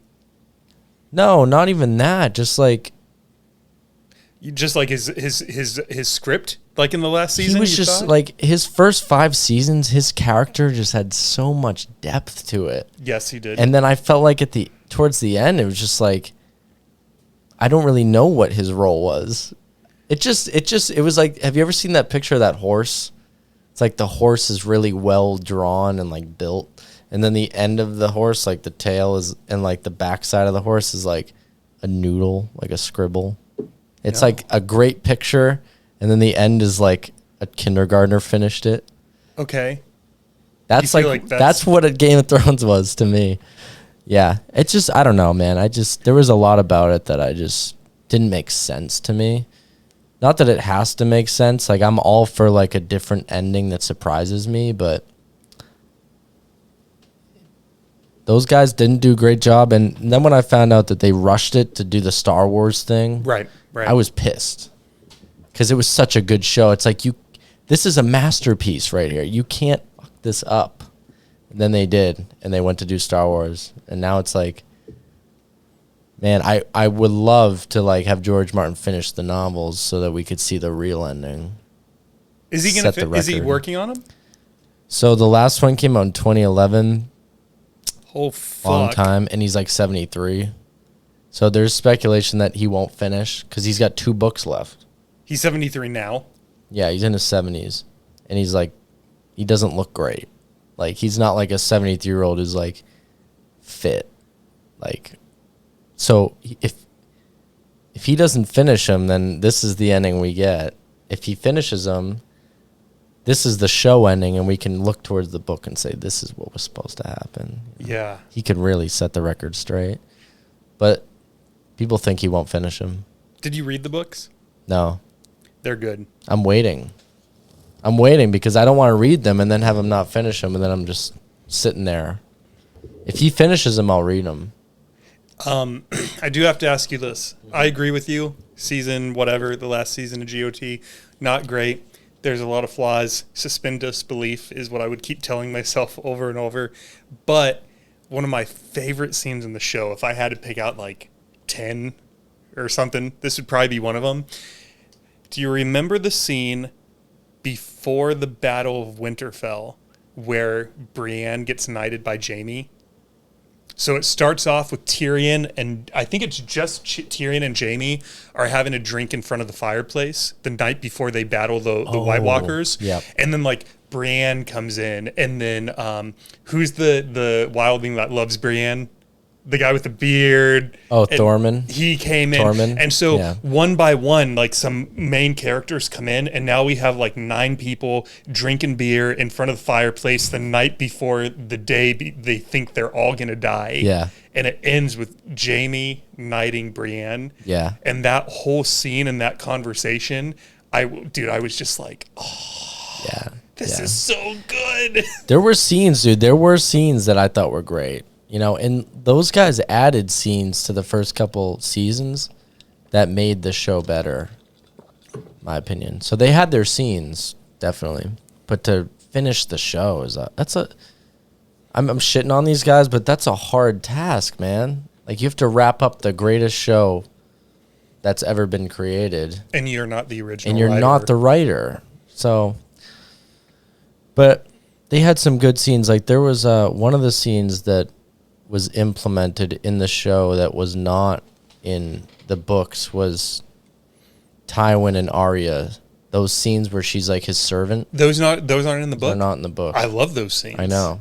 So they did some things that were great when they had the material to bounce off. But then without the material, it's like, that's hard. You noticed a shift, for sure. I think so. I mean, at least I did. And I think from what I've heard, most people have not liked, they didn't like the last 2 seasons or so. But we'll see. Have you seen House of Dragon? Yeah. I watched it. What'd you think? I thought it was all right. I agreed. It is Yeah. all right. It was nothing like the quality of Game of Thrones. Yeah. To be honest, until you got to about the last 5 minutes of the last episode, I sort of wasn't bought in. Yeah. And then the way they ended the show, I thought, okay, I'm curious to see where season 2 goes now. Yeah. Do you know what I'm referencing? Yeah. I agree, man. It's so hard to, because you're comparing it to Game of Thrones, which is like amazing. But the thing that I thought was weak about the last 2 seasons of Game of Thrones was they rushed everything. So sort of the magic of season 1 through 6 was like, such a build-up. it was a build-up. Whereas in House of Dragons, at the episode where they aged her, I was hated confused. that. I spent Yeah. the first 20 minutes of that episode thinking, did I skip one? And I think I even like hit back and was like looking at the episodes because I was convinced I missed something. That's Yeah. how confused I was.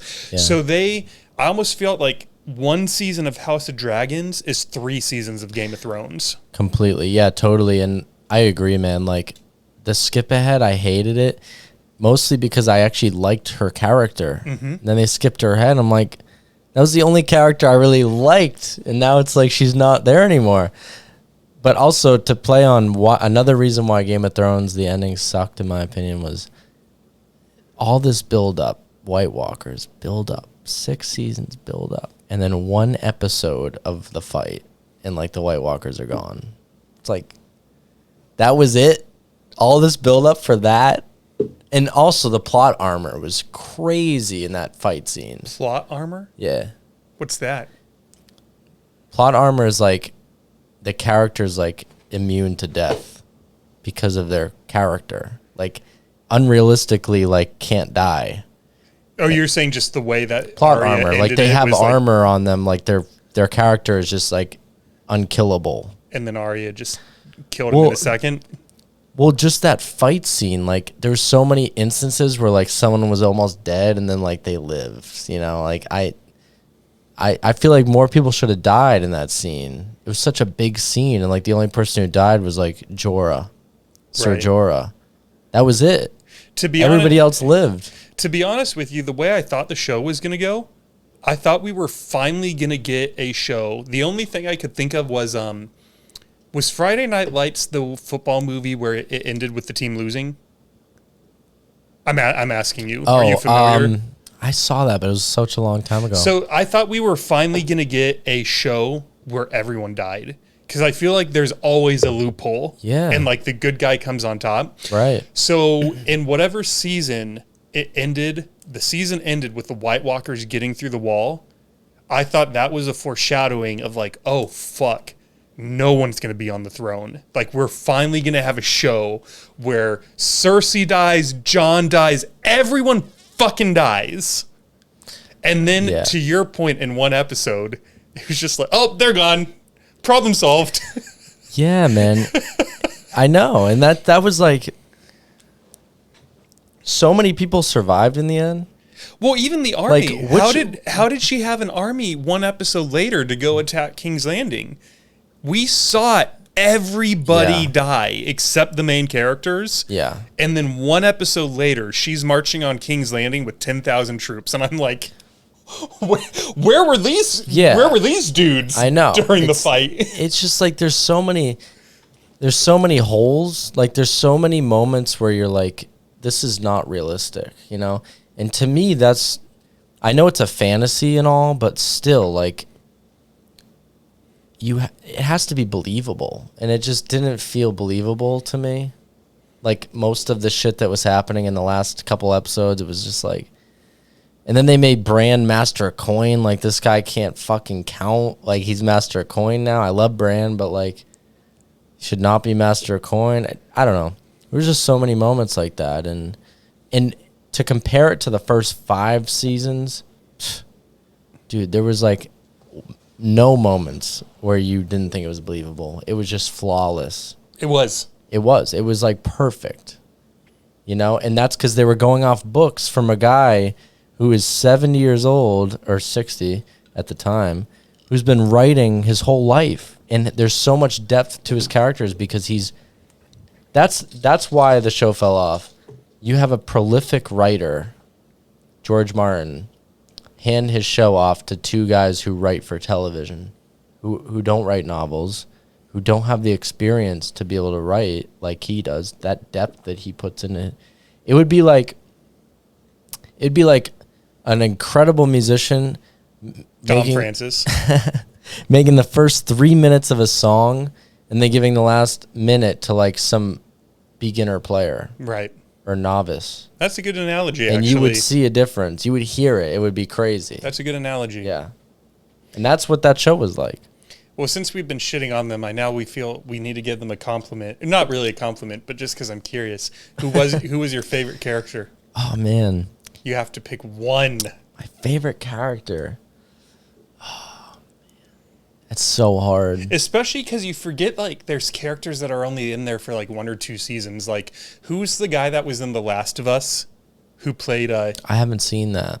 Do you know who the actor I'm referencing, though? Yeah, The guy that he got his eyes poked out by the mountain? Yeah. You have guys like him who were, like, epic characters. Pedro Pascal? Yeah. Yeah. And they only got, like, 8 episodes. He's amazing, He would probably be on my top of my list. He's definitely I up loved there. his character Me in that too. show. Yeah. He was great, man. He was awesome. I love that guy. The spear flipping. I was so bummed when he died. I thought he too. won. I was Me too, And that's dude. it's such a good season. Yeah. Thanks, Pedro. Who's your favorite? I'd have to think about mine a little bit. Tyrion, I think. I mean, he's on my fucking vision board to come on the show one day. Peter Dinklage, if you're listening, come on the show. Come to Austin. He's incredible. He's one of my favorites, too. I think one of the things I liked about him the most was in season 1. It may have even been like episode 1. He goes up to Jon, and he's like, "Oh, are you the bastard of Winterfell?" And Jon's like, and he's like, "You can't use that as, you can't get defensive." What was the line? He said you have to wear it. You have to things like this. I'm a dwarf and I have to wear this like armor. And when you're essentially like ahead of it, do you know what line I'm referencing by chance? Yeah, he basically was saying very like quick line. He was saying like accept what you are. Wear it like armor because no one can use it against you. Yes. Like I'm a dwarf. You're a bastard. Accept it and people can't call you a bastard, or they will, but you won't care. Yeah. And there were so many moments in that show where people like shit on Tyrion and called him like a dwarf, and he was just like, I don't give a fuck. Like, I know I'm a dwarf. Yeah. And he accepted it, and there's so much power in that. And that was the line, yeah, and I don't know if I got it right, but it was close. You were close. Yeah. But yeah, Tyrion's amazing. I loved him. Yeah. That might be like what do they call it when it's like, oh, of course you'd pick him. Like, that's so easy. But I just related to, I think maybe a big part of it was because in like my late teens and early 20s, I had a hard time accepting that I like guys. I had some friends that left because of it, got made fun of in high school because of it. Yeah. And so that line, I feel like probably hit some people harder than others. But I also feel like we all have something we're insecure about. That's not unique about me. Like, everyone has something where they're like, oh man, I wish the world didn't really know this about me. Right. So that there is something about that line specifically where I remember watching the episode and it just like, I didn't even pay attention the rest of the episode because I was like, man, how do I do that like with me? How does David do that? Like, how do I take my sexuality and what I prefer and conduct myself in a way where, people can't use this against me anymore. And so from that moment, I was just like, I fucking love this little dude. Yeah. He's so badass. He is, man. He's incredible. And there's so much depth to his character. And that's one thing that I think made the show so amazing was there were so many the character arcs were incredible. Like Jamie was another one. Like Jamie's character arc was so good. Like from season 1 to season 7. Starts off as this fucking like asshole who's like insanely good at fighting. He's got all this money. He's like a Lannister. Gets his hand cut off. Now he's like a prisoner. He has to deal with this shit, and it like humbles him so much. Yeah. And that is such good writing. Such good writing. And Tyrion's like that too. Like he just learned quicker than Jamie because he had to come to the realization right away of what he was. Like, you can't hide being a dwarf. You know? Like, even though you just said everyone's got something, like, being a dwarf, like, people see that right away. Right. Whereas, like, most other things that you have that you don't like about yourself. People don't know that Dom is insecure about like whatever. They don't know. Because, They don't know because you can hide it. You can't hide being a dwarf. There's no hiding that. So that's what made the show great was the depth of the characters. And to answer your question before, my favorite character, so hard. What was your gut reaction when I asked you that? The Hound. The Hound's one of my favorites. Yeah. Good one. Because he's such a brutal guy, but he has that soft spot. And I think he's just badass as hell too. Like, he's just a badass dude. Yeah. I really like Jon Snow, but his personality was so dull to me. So yes. Yeah. Everyone's like, oh, Jon. I'm so happy there's someone else who doesn't think that Jon Snow was like, I liked him. I'm not going to say I was neutral towards him, but I didn't get what all the hype was about. People would be like, oh, the show is about him, and he is the main character, and he's so deep, and he's this and that. And I'm like, you just think he's hot. Like, yeah, he's not any of those things. I think I liked him a lot in the first couple seasons because I thought there was so much potential for growth. But at the end of the show, he was virtually the same guy that he was in the beginning. I was waiting for that moment, of like change for that character. And Daenerys is similar. Like those two characters, they didn't go through the same journey that like Jaime or like Tyrion went through. You know who else was? Who? Cersei. When I rewatched Game of Thrones, one thing I didn't catch on to the first time I watched it is how petty she was. She caused her family so much trouble. Yeah. She didn't do anything out of logic. She didn't do anything strategic. She did everything out of emotion. I'm like, you're so fucking dumb. Yeah. You caused so much so many problems. You didn't do anything. Everything you did was just because you hated your brother. Yeah. I know. It was. She is probably. I love her. I'm so glad she was in the show. Like Lena Headey, if you want to come on the show, I'll fucking have you. But Cersei was just like, even up to the final battle, she was the same like, character. How are you the queen of the Seven Kingdoms and you're still acting like this? Like, you did the walk of shame and nothing, like Jaime, like you said, he got his hand cut off, he was in prison, and he grew from that. Cersei, why aren't you growing? Where's the growth? You're just this immature, petty little girl who wants to kill her brother. And you could never, if it wasn't for that, you may have actually been a lot more successful. I know. It was so frustrating. It is. And to bring up Jaime a little more, me and my friend had this discussion the other day. Like, he didn't like Jaime's progression, I guess, or arc. I said Jaime's arc was the best because he goes through all this shit, and in the end, he still gets with Cersei. He dies with Cersei. He goes through all this. From season one, And one, episode 1. Because love can't be trumped. It can't be beat. Like, you can't overcome love. And that showed in the end. Like, he still loved Cersei. All the shit he went through, he knew it was the wrong decision, but he still did it. Well, and she even, like, dismissed him, didn't she? She did. Before she almost, he was at Winterfell because wasn't that scene where they were standing on the map and she's like, "You're the stupidest Lannister if you think we're sending troops." Yeah, and that's when he left. Yeah. And then he went, yeah, you're right. He went to Daenerys, was with Daenerys for a while. He was a part of that fight, I'm pretty sure, with the White Walkers. He was there, yeah. And then in the end, he goes back to Cersei, which is, I thought, made sense. It did. I really did. My friend was like, "Oh, what the fuck? Why do you go back with Cersei? Like, that sucks." I'm like, dude, that makes sense. Like, he's going to go back with the person he loves, of course, because it shows that love, people put love above any other ambition or any other realization or moral truth.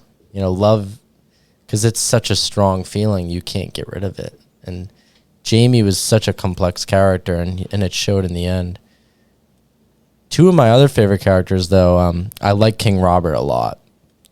Because I thought he was fucking hilarious, dude. He is hilarious. Get the armor stretcher. Yeah. Whine.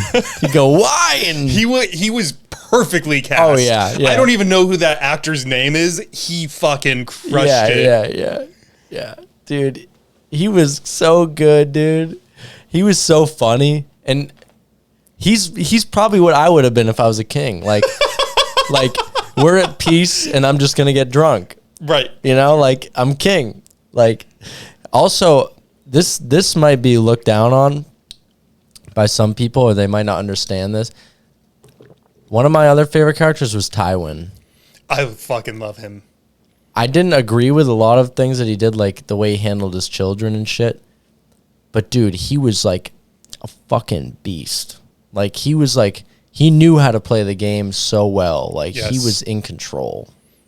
And he was very disciplined, and like, he was like a military like commander, you know, like he's like a general or something, you know, he's like a Dwight Eisenhower type character.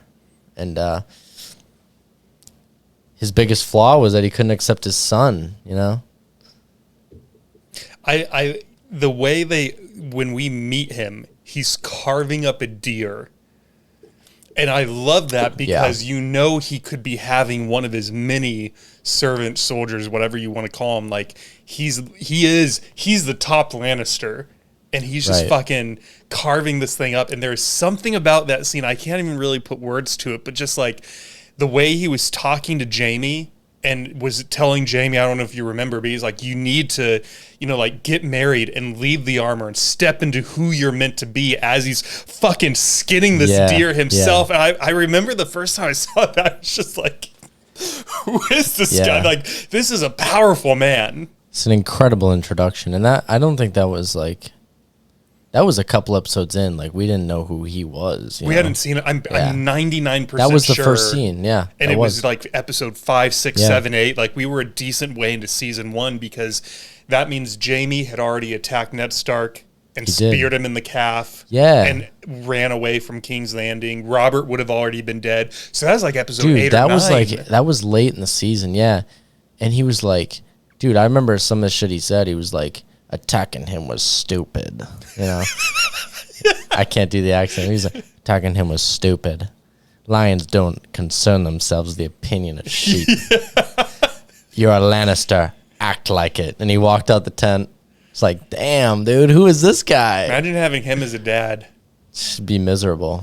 That's why I don't like him in some ways. Like, terrible father, but as a leader and as like he was in control of the whole Seven Kingdoms until he died. He really was. Yeah. He was the one of my favorite lines of his was when Joffrey was like, I'm the king! And he sends him to bed, but right before he sends him to bed, he said something to the effect of, no man who has to declare that he is the king is any kind of king. And I was just like, oh, you're right. Dude, that scene was one of the best scenes ever. And that guy who plays Joffrey, I fucking hated him, but that guy is an incredible actor. So good. He's so easy to hate. Yes. And that to me is like a good actor. Like, you hated this guy. He was so good. They between whatever part George had to play as well as anyone else who was involved. Yeah, he just, I mean, he fucking, his uncle sent him a hooker for a birthday present, and instead of having sex with her, he shot her to death. Like, yeah. You're just like, now, like, I've never had empathy for a hooker before, but now I'm like, this guy is evil. Like, he just shot her to death with a crossbow after having her beat by another prostitute. Like, what the fuck? That's when you're just like, I fucking hate this guy. Like, I hated him before, but now you're just like, because that's when you realize nothing is going to win this guy over, not even sex. Like, he just wants to torture everybody more than anything else. He's just cruel. And he's like 14. And that's crazy too, because when I put it through that lens, like, my nephew Wyatt right now is older than that. He's like 15, 16. And if my brother called me up in distress and was like, dude, for Wyatt's 15th birthday, like, me and his mom, I can't believe I'm about to say this out loud, like, we got him a hooker. And you know what he did with her? He didn't have sex with her, David. He went to the closet and got the gun, and he shot her to death. I'd be like, wait, what? Wyatt? So I forget, like, you almost look at him as a man, because it's like inconceivable that a 14-year-old would be doing this, but he did. I know. Yeah, it's wild, man. And it's so crazy to think, like, in history that was, like, common. Because, like, the monarchy, like, you'd have 14-year-old kings who didn't know what the fuck they were doing, but they were just born into that family, into that role. And now they're controlling the whole country. So Joffrey is pretty accurate representation of medieval times and, like, a young king who could do whatever he wanted. Like, he kills these hookers and nobody cares. Right. They don't tell him it's wrong. He's the king. That's the problem with the kingship. Not a democracy, you know? Did we ever, did Tywin ever talk about that? Was there ever something where they were like, yeah, Tyrion gave him some hookers and he shot him to death, and Tywin was like, yeah, well, kids, I don't think he ever addressed that, did he? He probably didn't care. He was busy running the country. There was never any scene like that because Tywin didn't. First of all, I don't think Tywin would care if he killed these hookers, because hookers in that show they were like the bottom of society. You could just kill a hooker and get away with it. But also Tywin, he knew he was running shit, so he didn't care. That was season 2. So Tywin would have been with Arya at not Casterly Rock, but the other fortress. So you're right. He was quite literally fighting the war with the Stark boy, Ned Stark's son. I'm forgetting his name. Robb. Yeah, Robb. Where were they though? They were at Harrenhal. There it is. Yeah. So yeah, no, he wouldn't have cared. He had better things to think about. Yeah, he was fighting that war. Man, such a good show though. I love that show. I mean, I did too. I'm so glad this came up, and we just got to shoot the shit about Game of Thrones for however many minutes we did. I know we've been talking about Game of Thrones for a while, but I love that show, man. I'll talk about that all day. That show's incredible. Did the dragons do much for you? In the sense of just like entertainment, or like those like the two scenes I'm thinking of at the moment are the ones where they attack Jaime's army on the road. I know that's sort of vague, but do you know what I'm talking about? It's the first time Jaime sees the dragon, and then the other one was when Dany rescues Jon, and what we see the first dragon die. Those two scenes were just like, holy fuck! Yeah, this is good TV. The dragons for me did a lot because it showed how powerful her army was because of those things. Like, you knew she could take over the fucking Seven Kingdoms with those dragons. Without them, she's nothing. You know? And it's such a part of her progression as a character, too. Although I said earlier she doesn't grow much, she doesn't, technically. In terms of, like, her mentality. She's still, even at the end, she's still kind of like a teenage girl who, like, has this idea that she's the rightful queen. But the dragons grow up with her. Like, there's a point in time where she doesn't have them. You remember? Like, the very early beginning. Like in season 1? When she's still, like, with her brother. Yeah. And she, like, kind of knows she's going to be queen, but, like, doesn't know how. And then she gets the dragons, and it's like, okay, well, these things are going to be beasts. Like, no one's stopping them.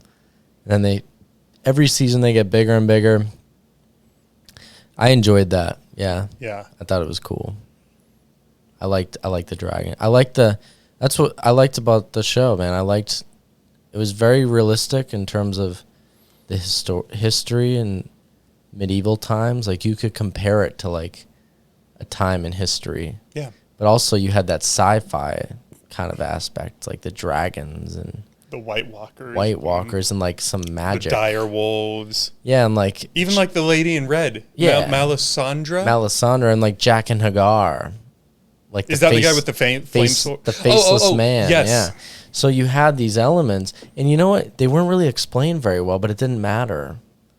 Like, you know what I mean? We didn't know why they existed. Right. But they somehow still fit. Well, that's like cool. The whole thing with like Melisandre's fire god is she in that episode, she was I loved her from the first episode we saw her, whenever that was. But then in the Battle of the White Walkers, she played such an important role, and then immediately she died. She killed herself. Yeah. And like you said, we don't really know who the fire god was. We don't know who she served.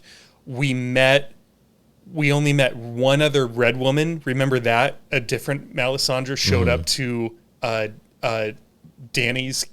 Do you know what I'm referencing? Yeah. Yeah. So I can't remember her name, but it was so that. vague, but we didn't need any more than what we got. We just know she was there. She lit up some fucking swords. She lit up the fucking perimeter of the. Remember that when they were trying to light the in the battle with the White Walkers? She did her little magic spell on those wooden spikes that were sticking out of the ground. Yeah. And then she told Arya, like, go do what you need to do. And so it's like, if she wasn't there to tell Arya that, and to light up the swords, and to light up the perimeter of the castle, like, would we have fucking lost this battle? Like, would the world be extinguished if it wasn't for her? That's Maybe. A good question, yeah. And then she served her purpose and died. And that was sort of cool too. Like, I came here what I needed to do, and I took off my necklace, walked into the snow, and I'm dead now. Because I fulfilled my mission. She was confusing though, because her initial thing in the show was she was with Stannis, and she was like, "You're the rightful king. You're the guy." Then Stannis dies, and she like goes to the next person. There was like 3 people she went to before that night where she's like with the White Walkers. So I don't know what that means about the Red God. I think maybe she wasn't as powerful. Like, she had magic, but she didn't know exactly what was going to happen. She was still mortal. She was 85% of the way there. When I rewatched it the second time, I remembered there was something she told Stannis that was applicable to Jon. Mm-hmm. But I didn't know that the first time I watched it because I hadn't seen those episodes yet. Yeah. So watching it the second time, when she said whatever she said, I wish I could remember what it was. But I was like, it was something about like fighting on the walls of Winterfell or something. I'm like, she's actually interpreting this right. It's just not Stannis. She's not the right person. It's Jon. So right. she's sort of there. Yeah. She just doesn't know it. Yeah. Great show though. I love that show. I'll fucking jerk off to that show. I don't. It's not that good. It's not a sex show.